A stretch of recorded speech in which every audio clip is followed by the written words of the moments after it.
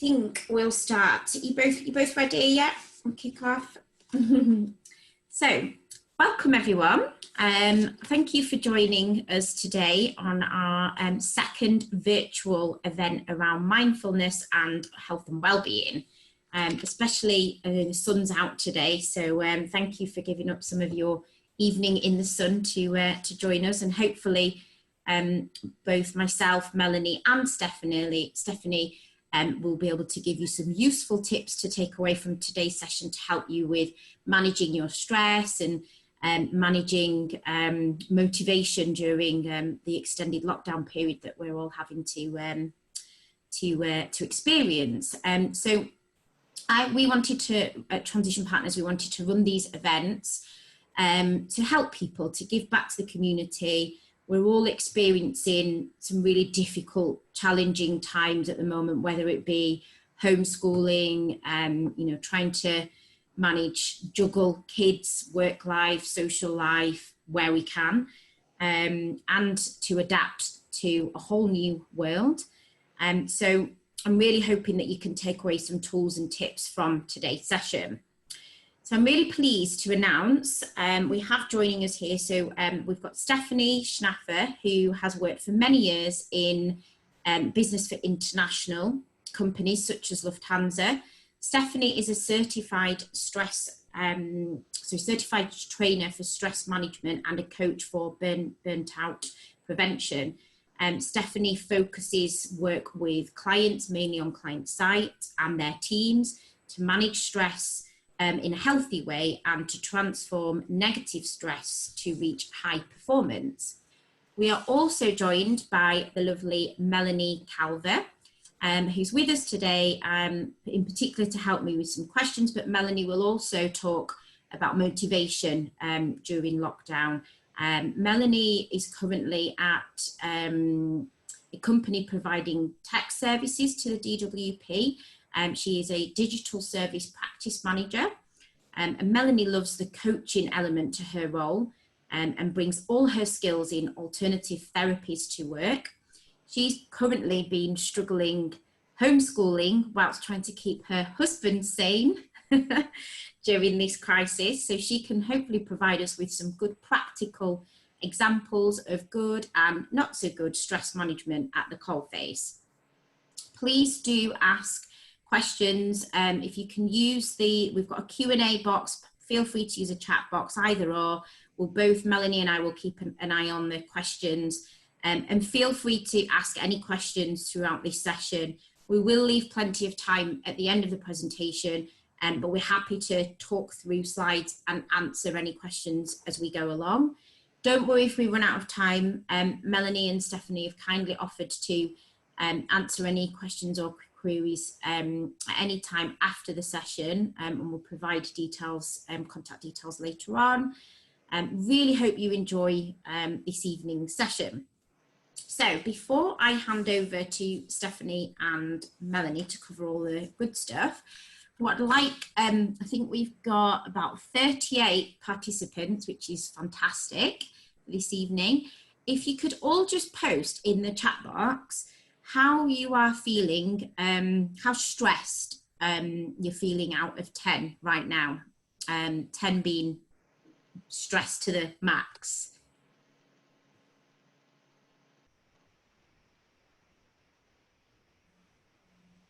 Oh dear, we've got a 3, 5.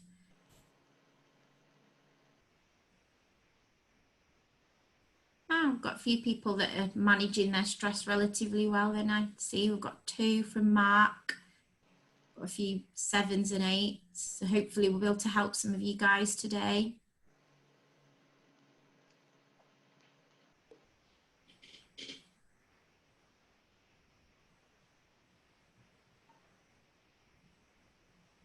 Fantastic. So I'll hand over to Stephanie. It gives you a good idea of how stressed our attendees are tonight. So hopefully you can provide some useful tips to everyone.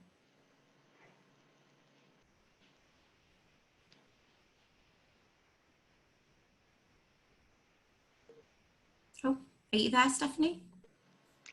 Yes. Should I start? Yes, yeah, please. Good evening. It's a pleasure to have me as your guest this evening. And we're looking today at the stress management in the shutdown situation in COVID-19. And it's a little bit different because no one of us has ever had this situation. And just let me look on our today's discussion. We will look on the challenges in uncertain times. We will have a look on the shutdown and the home office situation, the results of social distancing, and I will give you some SOS hacks to reduce stress in the workplace immediately. So let's just look over the challenges in the uncertain times. We have to deal with social distancing.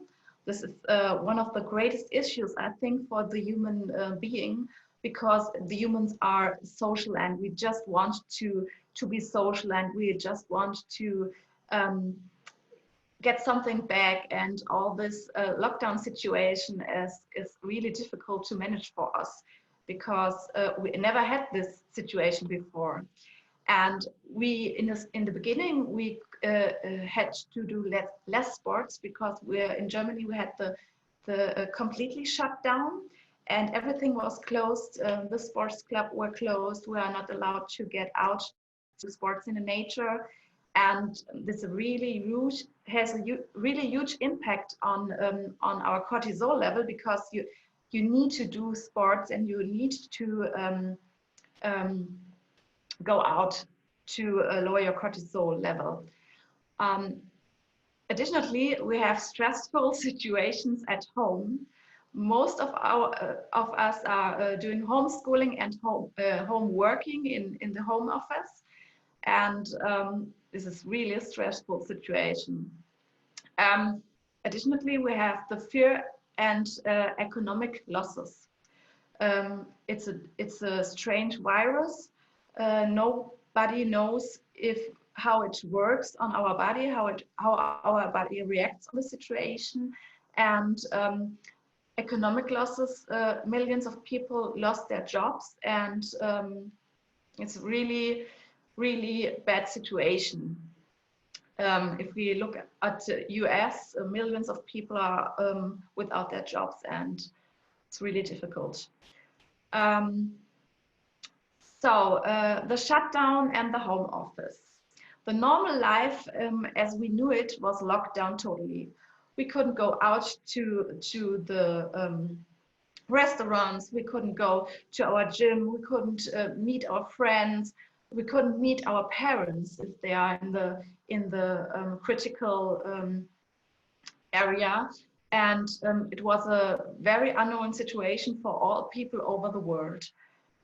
It's, as I mentioned, a new unknown virus, and the lack of exercises increases the stress immediately.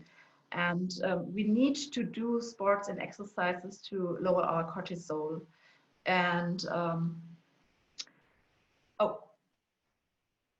the results of social distancing, as I mentioned in the slides before, the people need social contacts.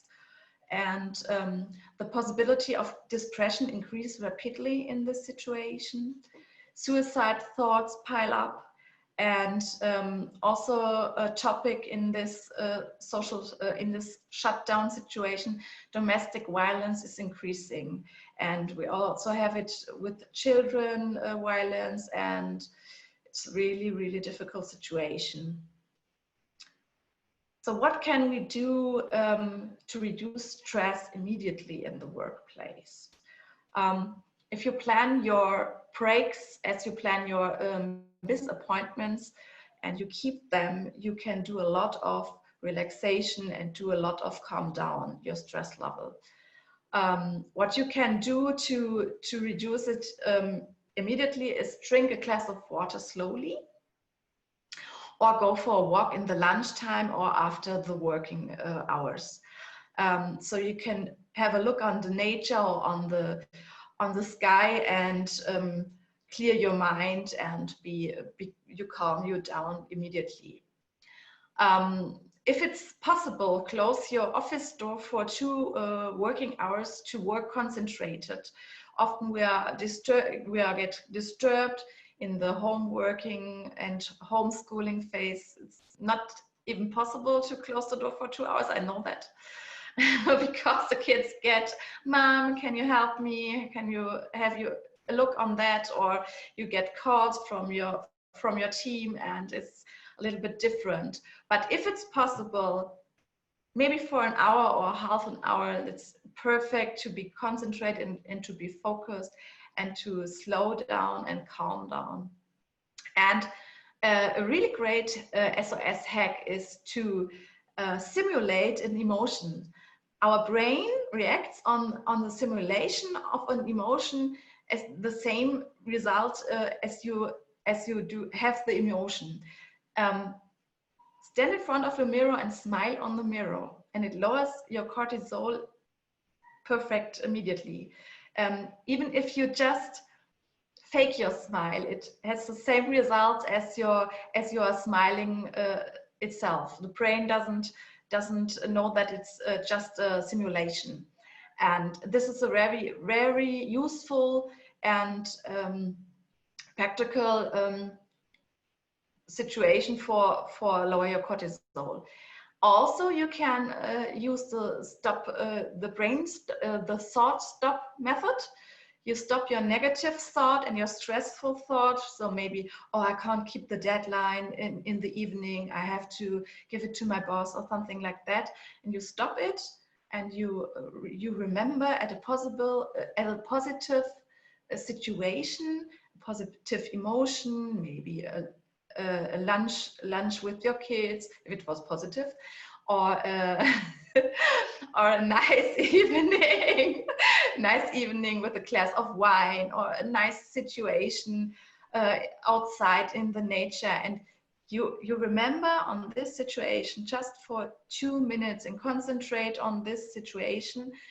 And you stop the negative thought, so oh, I can't keep the deadline or something. You stop it and concentrate for 2 minutes, calm yourself down, and remember the positive situation.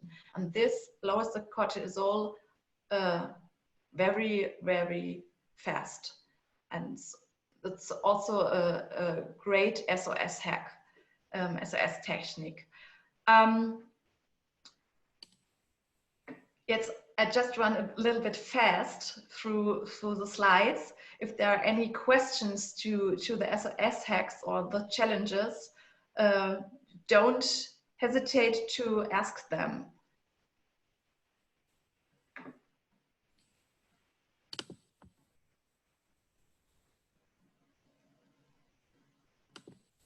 Okay, we don't have any questions at the moment. I'm sure we'll get them all flooding through soon.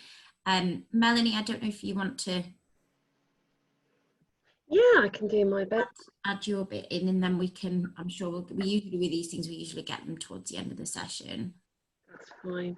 But if there is if there is anything that anyone wants Stephanie to expand on there, I mean, there's some great tips there, and there's probably a couple of things that I've never done before, and I probably should do. But if there is anything that anyone just wants to Stephanie to expand on, feel free to ask questions in the Q&A box whilst Melanie, you cover off your part. Sure. So, hi everyone, I'm Melanie. I can see a couple of people dialed in from BFDTS, which is great, so thank you. I actually mentioned to my team this morning that I was coming to do this tonight, and I said to them, it was a good job that you didn't see our Monday morning 8:15 in the morning coffee, because we're all like zombies and seriously lacking in motivation on it being a Monday morning and in lockdown. However, they did suggest that I talk about the Friday drinks. We do Friday drinks at 4 o'clock over Skype every Friday, and that is possibly the most well-attended meeting that I run. And so they suggested that I suggest that as a way to motivate yourself, which I didn't think might be particularly relevant, but there we go, I've done it for them. I wanted to start. I don't have a slide deck. I sometimes do slides, I sometimes don't, but I felt like not doing slides this time. And I'm going to start with a quote from a book by Penny Ferguson, and she actually shared this the other week on her Facebook Live. I would strongly suggest, if you're lacking in motivation, you start following her on Facebook. She is brilliant. You can find her through my friends list if you want to. And she has these little nuggets that she drops in. And I wanted to share the quote because it really resonated with me. And I apologise now if anyone speaks French really well or is French. I cannot pronounce the name particularly well of the gentleman who gave us this quote. My husband pronounced it brilliantly. I can't. But the quote says, "If you want to build a ship, don't herd people together to collect wood, and don't assign them tasks and work, but rather teach them to long for the endless immensity of the sea." And that's by, here we go, Antoine de Saint-Exupéry, I think. It's pretty good. Well done. My French teacher said, just roll your R's and it sounds fine. And the reason I've started with that quote, and yes, it's a quote about leadership and about motivating a team, but it also resonates for me on a personal level, because when you look at COVID, where you work at home, you live at home, you're holidaying at home. I know it's starting to lift now in various places, but there's still quite a lot of that isolation. And yes, we have video calls, but it's still very much that the home is really the center of everything. It can be really, really, really hard to actually get that motivation to come downstairs and sit and work. But if you're looking at work, if you think about that quote, if you're looking at work as tasks and things you have to get done, it's going to be harder to motivate yourself than if you are, for example, longing for the immensity of the sea. If you can find that within you, to actually think about what is the so what of why you're getting up for work in the morning. I'm really lucky because for me, it's my team. My team get me out of bed in the morning, not literally, but they are all dealing with very demanding roles. My team support basically the majority of the benefits payment systems across the UK. So you can imagine how much work they're under at the moment, how much pressure they're under, how many emergency changes they've had to race through in the last few months. And they're my motivation. They're what gets me to that 8:15 call every morning, regardless whether I think they're going to turn up or not. I'm there every morning. Because they're my immensity, they're the reason I come to work. My job is to be their support, help coach them, help grow them, help develop them. And I find that when I look at it through that lens, I don't have to motivate myself to get to work. Does that make sense? That makes sense to me, and I'm the same, and I guess I'm in a similar position. We've got a couple of questions, but actually before we go through some of those questions, my question to you then, and I think this might be interesting for the listeners today, is, see, that's where you get your motivation to help because of the team, and regardless of who turns up to your meetings and who don't. So but what about, how do you look after yourself? So and anyone in that position, I think we've got some leaders and managers in leadership roles on here tonight. How do you, because I often, I guess from my personal perspective, I do get to the point every now and then, I'm like, I just don't know how long I can keep doing this and keep pushing and motivating everyone else. And that does motivate me to an extent, but then sometimes I do struggle with my own motivation because it can be quite draining on yourself. It can, and that's where, I like Stephanie's tip around planning in breaks for yourself. When you start to get to that feeling drain point, that's when typically I will log off for an hour and a half, and what I will actually do, and it depends on what fills your cup. I have a list that I keep in my bullet journal, because much as I love technology, I bullet journal like no one's business. I have a list of things that fill me back up, whether that's dancing to a silly song, whether it's playing in the garden with my daughter, it could be baking something, and it's things I've had to tweak, because sometimes it used to be going for a run, but I'm asthmatic and with lockdown I can't go for a run. Or it's working in the garden. That was a big thing for me when we first went into lockdown, actually being able to work in the garden. And I know not everyone can work in the garden, but my cousin I spoke to her about it, and what they did was they have a little apartment. They don't have a garden, but what they did was they got pots and soil and they started planting things on their windowsills. So they got the same aspect of gardening, that growing and that having a purpose. The other thing I think is important, and this is something that has just come to me over the last month or so, is if you bring an awareness to everything that you're doing. So actually stopping and taking a cup of tea can be a moment for you. If you actually focus on the cup of tea, how does the cup feel in your hand? What's the smell like? Can you feel the warmth coming off it? And focus every single sense you have on that cup of tea. And that cup of tea might only last 5 minutes, or if you have my child in the house, you get one sip and then it goes cold. Or you forget where you've put it, or you find it 3 hours later in the microwave. But that one moment can be enough to let everything go and realize that actually you only have this moment. And a lot of the stress and the pressure and the how do I do this and how do I do that and how do I keep myself motivated, how do I take time for myself, that's a lot of pressure to put on yourself. But you can find those little micro moments in the day and recognize them for what they are. I have found that, interestingly, keeping a gratitude journal has really helped me with my motivation, because I list all the things I'm grateful for. And if I start to feel like I'm flagging, so at lunchtimes I'll go back and I'll do another list if I'm finding it really, really hard. And I don't always get it right. We recently, here in the UK, for anyone who's not in the UK, we had a period where we're going to have these massive thunderstorms. And I kid you not, it was like living in a box of matches in this house. It didn't matter what it was, everyone blew up. I blew up, my husband blew up, Stephanie blew up, and all for random things and at random moments. And there was no consistency about, you couldn't predict when and where we're going to blow up, you know.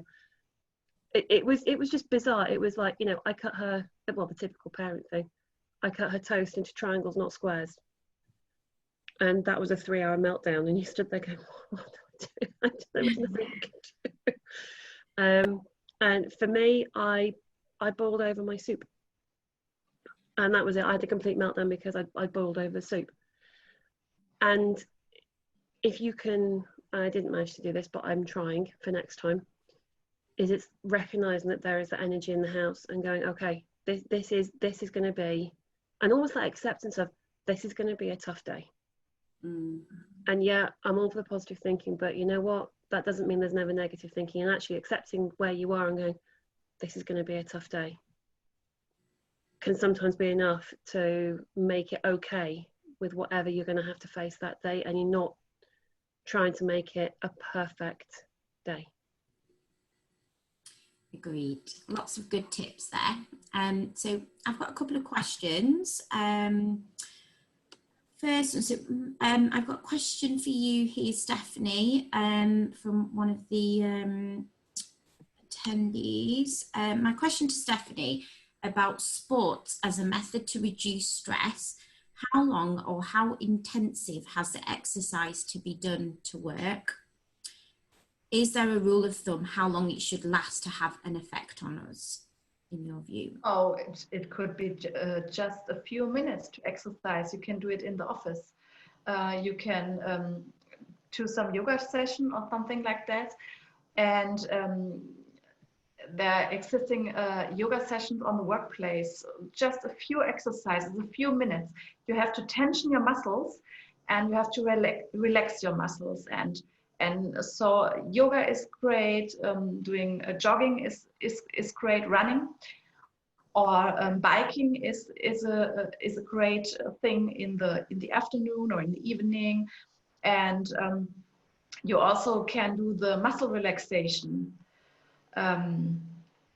This is a technique from you can use, or a meditation in the evening.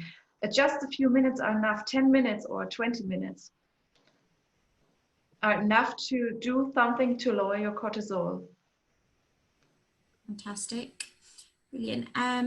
So also have a question, I guess, for both Melanie and Stephanie here, from Paul. How do you stop people booking meetings over your breaks?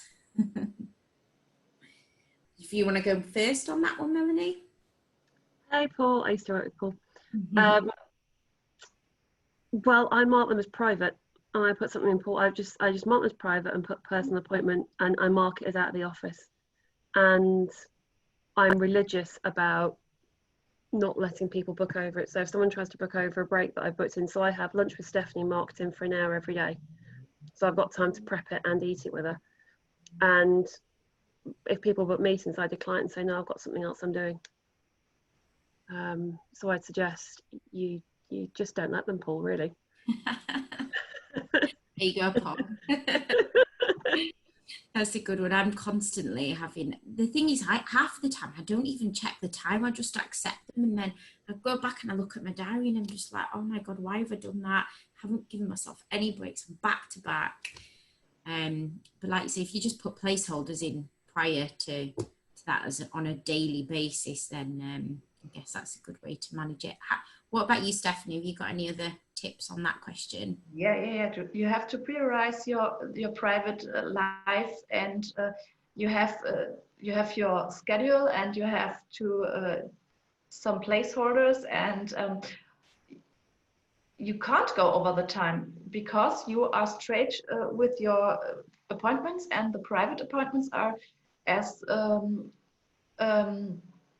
are has the same awareness as your business appointments, and you don't have to go over that time, and strict. I had to learn this in the last years, and you have to go strict to your schedule and set placeholders. That's perfect. Fantastic. So we have another question here from Emma. Do you have any recommendations for any motivational apps? I guess if you could answer that one first, Melanie, from a motivational point of view. Any recommendations? Motivational apps. I find, well, you can get, I like Headspace, weirdly, even though it's meditation, I still find that's really good. Yeah, I've heard that. Yeah, sorry, go on. What were you going to say? I've heard recently actually that's come up on, I did quite a few podcasts and that's come up on a few podcasts at Headspace. Yeah, it's really, really good. Andrew Johnson, he's really good. He does lots of free guided, he's actually a really good hypnotist. I think he's a hypnotherapist, and he does some free hypnotherapy things that you can download either from the Play Store or the App Store.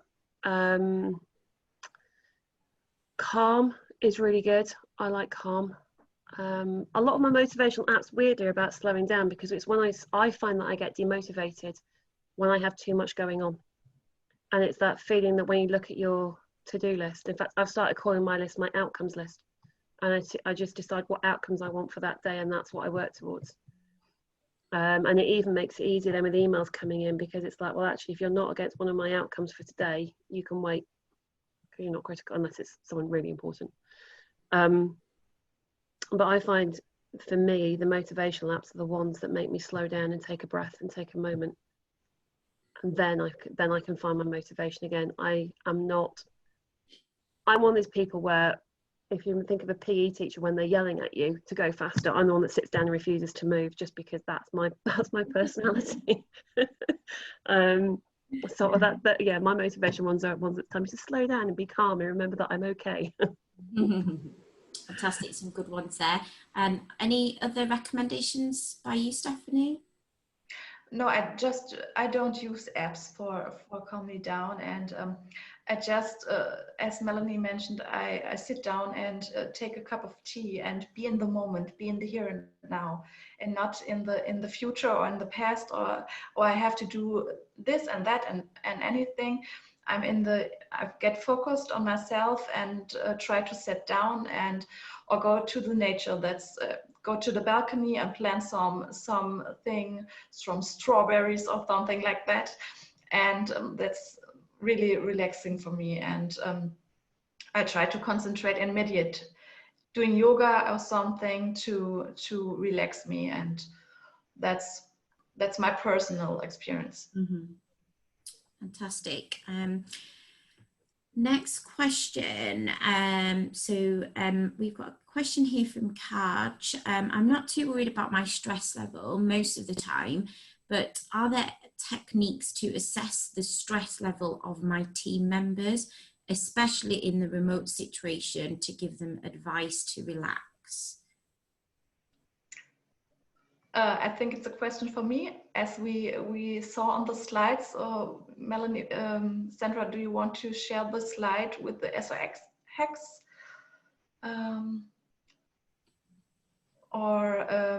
We mentioned it in the beginning of our webinar, and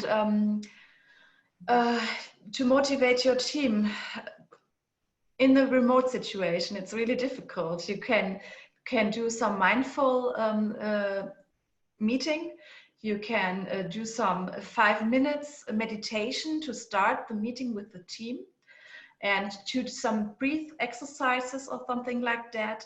And also talk private. You start your meeting with your team and talk, how do you feel today? What's going on with your kids? How do you manage with the homeschooling situation? And just take 5 minutes for your team and then start to go to the meeting. And it will change a lot for the team, because they feel that you hear them, that you're really there for them. And in this situation, it's a little bit different, as we do in the coffee talk in the coffee kitchen in the office on site. And but if you take your time for your team and you talk to them 5 minutes, or you do the breath meditation for 5 minutes, they are focused on the topic, on the upcoming topics, and are in the now. And this makes a really difference. Fantastic. Melanie, you've done quite a lot with your teams, haven't you? I think when we had a chat around stress, managing stress levels within the team, and kind of techniques for how to help in those situations. I don't know if there's anything that you can share that's worked particularly well for you during lockdown. Well, I'm going to actually, in the chat, you'll see one of my team is actually, he's responded, Rob is on my team. And one of the things I've been trying to get across to them a lot, and thanks Rob for popping that in, is that they're not chained to their laptop. It's like, don't feel like you have to be at your desk from 9 till 5 or 8 till 4 or whatever it is. It's like, that's not healthy. We all know that this is a strange situation, and we all have to flex. And you know what? It's fine to walk away from the computer. The world is not going to fall apart just because you're not at your laptop. It's in a pretty bad state already. It's not going to get much worse. And that's what I've been encouraging my team with that. But to pick up on Stephanie's point, and Kaj, this is something I found really, really useful, is I think that if you are leading a team, especially now, your job is to listen and listen and listen some more. And that means not thinking about what you're going to say next, or not trying to offer them advice. There's a great saying, and I can't remember who said it, but it is, the brain that has the problem has the solution. Your team members know what they need to do to relax. Your job as a leader is to give them a safe space where they can come and they can talk and express themselves, or vent or rant or whatever they need to be able to realize what it is they need to relax. And often they will figure that out for themselves if you just sit and listen to them. And it's really hard, because as leaders you want to step in and say, well, what you need to do is do this. It's like, here, you know, we can sit here and say, well, do this, do this, do this, do this, but you all probably know what works for you if you just took some time. And, you know, again with the apps, take some time to sit and be calm and actually listen to yourself, and you'll probably find what it is you need. But yeah, Kaj, I would say listen to your team in your one-to-ones with them, and you'll probably know the people that you're most worried about, and I would say they're the ones that you make extra time for, that you just call randomly and just say, hey, how you doing, and then listen. Fantastic. So we've got another good question here, and I'd be quite interested in the answer to this one as well. Does anyone, we've got a question, does anyone have any team building ideas during remote working? It's easy to feel distant from one another, and I guess it's probably not stress related, but more of a motivation thing. And I think sometimes personally from my team, I know and they feel distant, sometimes they can lose that focus and motivation. So we work in a sales-driven environment, and quite often motivation comes from work. You know, you're bouncing off each other and spending that time together in a social environment. So yeah, good question there, Emma. Do you want me to answer that one? Yeah, please. Yep. It's interesting because a lot of my team had never met each other before we went into lockdown. Okay. I don't know how we managed it. They work in the same office, but they managed to not meet each other, which is really interesting. And actually, we recently did an employee engagement survey, and my team feel that they are more connected and stronger from having been through lockdown together. And what we did, Emma, is we basically set up, and I set up these coffee mornings. So we have 8:15 coffee in the mornings, 8:15 in the morning, coffee every single day, apart from weekends. And I then I asked them what they wanted, and we agreed that we'd have a 12:30 and then a 4 o'clock. They're not mandatory. It's just that if you need somewhere to talk, that's where I'll be. And if it can't be me, I have one of my leads in there. Or if it can't be a lead, we go down the levels, or just someone who can be in there to be somewhere for people to talk. And that has really brought them together, and they joke and they tease, and we have a WhatsApp group that we set up because that worked really well, having little WhatsApp groups so people can share what they're doing. You know, we tease Alan about his sheds. You know, one of the team is busy trying to build a pub in his back garden, so we've been teasing about what names he could use for his pub. But it's humanized them. It's brought them together, and to a certain degree, the Friday drinks have helped, because I realized that a lot of them have been saying they were struggling with that transition for how is the weekend different from every other day. Yeah, we used to all treasure our weekends. My mum used to call them like little mini holidays. And it's like, how do you distinguish that? For us, in my family, it's pizza night, so we make pizza. That's our Friday night thing, is we have pizza, and we kept that up. So I brought in Friday drinks, and it's been a huge thing for the team. They all turn up on the Friday at 4 o'clock, and we have a drink together. And it's gone from being half an hour. I think the other Friday it was like an hour and a half. And it is, we just chat and have drinks together. There are other things you can do. There are things like Fun Retro and sites like that where you can go and you can see other ways of building teams. But really, I found that just by listening, and again, it comes back to listening, but just by being there and just saying, so how's everyone's weekend? Who's got a good week? And saying to people, so is anyone having any problems? And encourage them to share with each other has really brought them closer together. Fantastic. And that's there's quite a few things that you can do virtually online now as well, isn't there? Like, there are. like there's escape rooms and things like that. There's so many companies have taken things like that online, so that there could be some potential ideas for team building exercises as well. How about you, Stephanie? Any other ideas or anything that you've seen work well for businesses? Just being there for the team, and these rituals are really cool and really helpful. And as you mentioned, virtual events, virtual wine tasting or beer tasting or something like that in the Friday afternoon, and just being there and listen. Fantastic, brilliant. I think we might have one more question. So I've got a question as well, actually, that I think would probably benefit most people. I mean, quite a few of us have got the challenge of homeschooling, having to provide childcare whilst working full time. I know that's been a big topic for a lot of people during lockdown. I really struggle to separate that time. I have a very busy job. I'm quite often back to back, and I can feel that stress building up and up and up, and it just to the point where I'm about to explode. Any tips for, I guess, the mums and dads out there that are in similar situations at the moment? Should I answer? Yeah, go ahead. I with 2 kids and homeschooling and home office and with a full-time job, and I had to structure the times really clear. And I start in the morning, early in the morning, and go through my emails and something like that before I wake up my kids.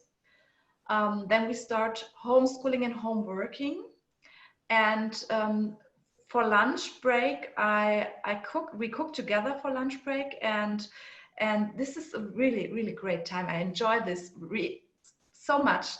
I never had this before COVID-19, because they eat in the school for lunch, and we have our lunch break together, and then we go back to homeschooling and home working and Zoom calls and something like that, and meeting and one-on-one coachings.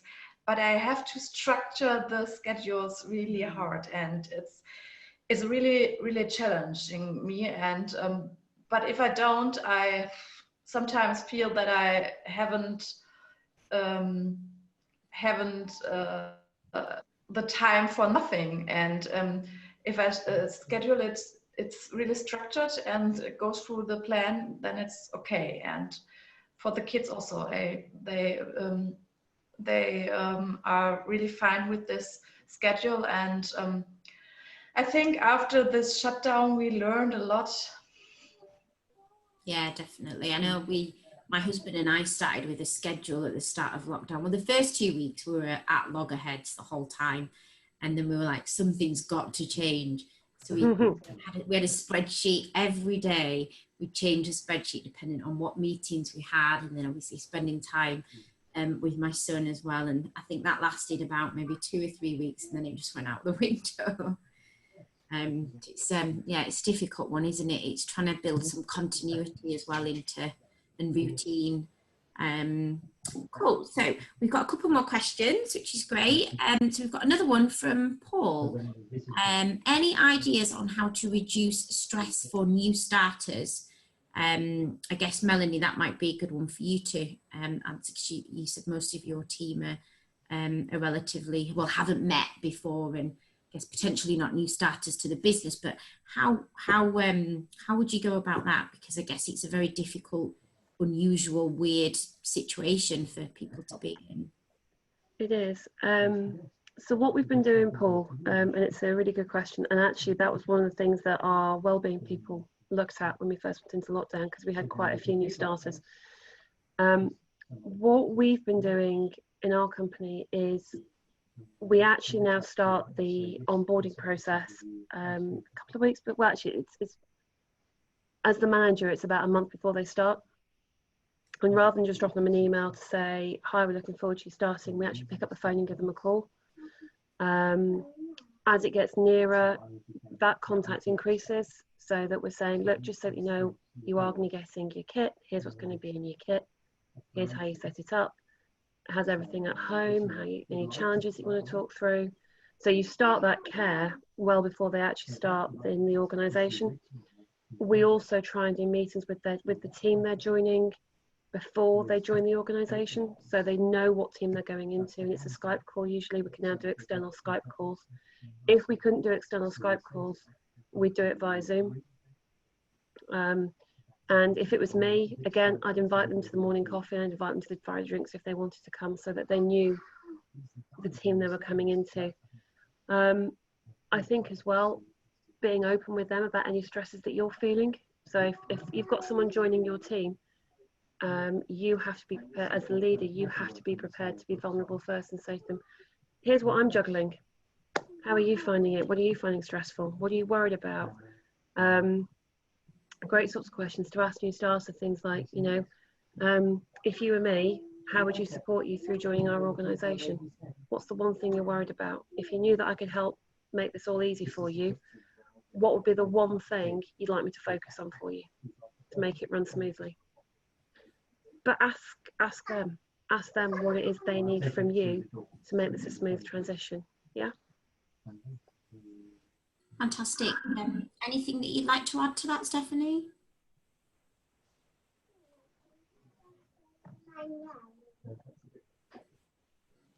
Stephanie?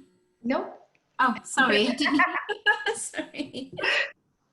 Fantastic. I believe we're out of questions now. I don't know if you've spotted any, Melanie, that I might have missed, because we've had some on the chat pane and some on the Q&A box. Have you seen any that I've not read out? I'm just going to have a quick look. I was trying to keep an eye on it. Oh, one new message. I don't think so. There is some good tips in the chat as well. Yeah, I think some of the guys have been chatting between them and providing tips, which is really nice. Which has been really helpful. Oh, that was it. Sorry, Emma. I thought we'd answered that one. Any tips around making sure stressful personal situations don't seep into work? So keeping that whole work and personal thing separate. It's really difficult. It is when we've been working from home. It's really challenging. You have to train a lot to not take your personal stress into your work area. Just practice it, and it's easier to go to the office and to close the office door and work as in the home office situation. I'm at home, and my kids are at home. We have to cook and so on. We have to work, and this is really challenging in COVID-19.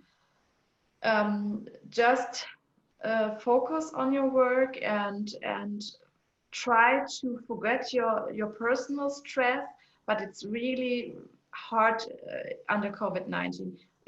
For me personally, it's easier in a normal situation. I go to the office and I leave my problems behind at the home, and I'm focused on working. But now it's a really hard training. I have to focus on myself and focus on my work and try to get straightforward and not focus on my thought carousel. And I would say it's the thought stop technique, as we said as we mentioned it before, and to focus on what matters now and try to do this method. Fantastic. So we've got one more question: how to reduce the stress in continuous calls in the office? I think a lot of people have experienced during lockdown that we're on constant calls, Zooms, back to back. I know I've often said over the last kind of 8 or 9 weeks that I get to the end of the day or I get to the end of the week and I'm like, I am just all talked out. And I just feel like I just don't want to talk to anyone. I guess the question is, how do you reduce that stress when you've just got constant call after call, Zoom after Zoom? Any tips, ideas, guys?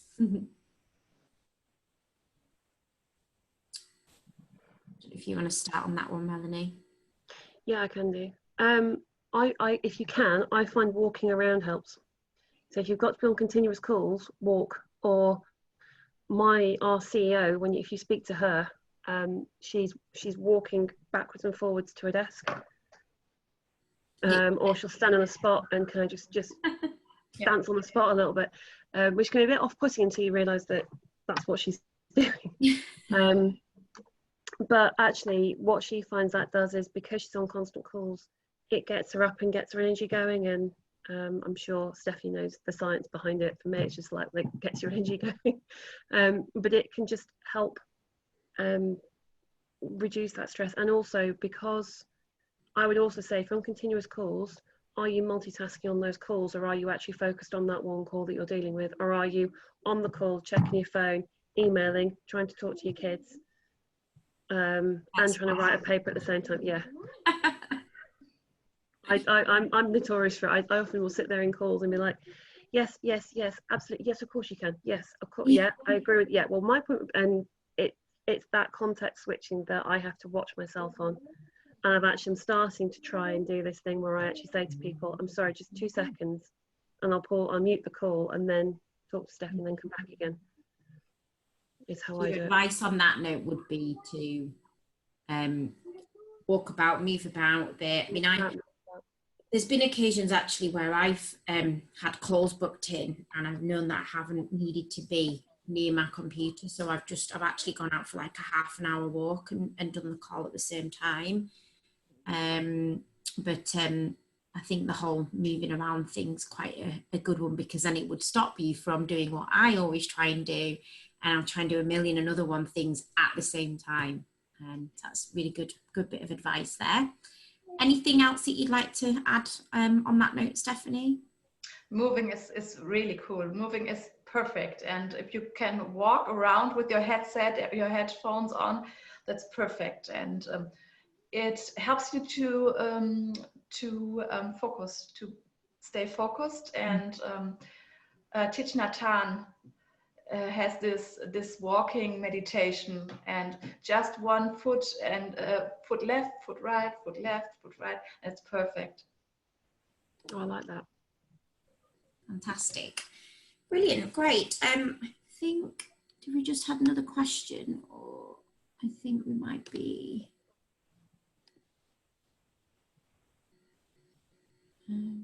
oh yeah, we've just had one more question. I think we've got time for one more. So this is from TJ. One of the biggest challenges is that different team members will be living through different experiences right now, which is very true. For some, the lack of a commute and the time saved will reduce their potential stress. For others, the challenge of caring for kids or adults at home means it can be different for people to relate to each other's experiences. What difficulties do you foresee when employees have to return to the workplace? Which is a very good question. So I think a lot of that is potentially the unknown, isn't it, for a lot of people, and that probably causes quite a lot of stress for people, I think, right now, because it's worrying. So yeah, good question. Who wants to start with the answer to that one? I can, if you want.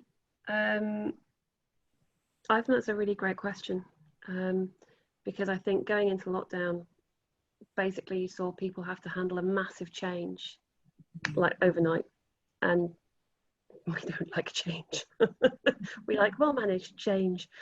I think when we look to go back, one of the things I'm looking to do with my team is, because each person, you're right TJ, you make a good point in that everyone's experiences are individual, and so for each person that return to the office will be different for each of them.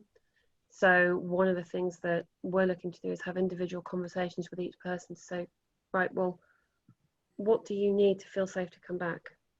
And also, it's not just saying you must just work from home or you must work from the office. It's about what blend now works for you based on what we've seen can be supported by the business based on everything that's happening with COVID.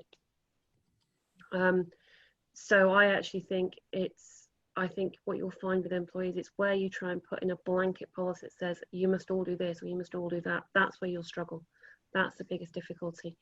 And again, it will be that change. My friend recently, she works in the police, and she went back to the office for a meeting, and she was having panic attacks on the way in just because she was so worried about how, what the chances were of her catching COVID in the office. So there's lots of that. So that's where things like the communications people will come into their own, whether the managers, the leaders are going to have to make people care their absolute top priority above anything else to help people safely transition back into the office. Because I think it's hard. We can see general difficulties, but I think you will find that people have lots and lots of specific challenges that you're going to have to help them work through as their leader, and you yourself will then need that support, because it will take a lot from you to support them through whatever changes and challenges they're going to have to go through. There's your little one in the background. Yes. Fantastic. We're just coming up to the end of time there, so I really hope that you all found it useful, that you've taken some tips and tools away to help you moving forwards and for the future. I know I certainly have. Thank you very much, Melanie and Stephanie, for giving up your valuable time this evening. I've really enjoyed it. I found it really useful. If anyone has any further questions, or if they want to contact you and reach out to you, is it okay for them to reach out to you via LinkedIn? Is that the best method? Yeah, that's absolutely contact? Yeah. Fantastic. You can find Melanie and Stephanie both on LinkedIn. Also, please do follow Transition Partners. We run lots and lots of virtual events, and we'd love you to get involved as much as possible. Moving forward, we will shortly be announcing our third series of this mindfulness and health and wellbeing event shortly as well. So watch out for that one. Thank you very much. Hope you all found it useful. Thanks, girls. Thank you. Bye, everyone. Bye. Bye.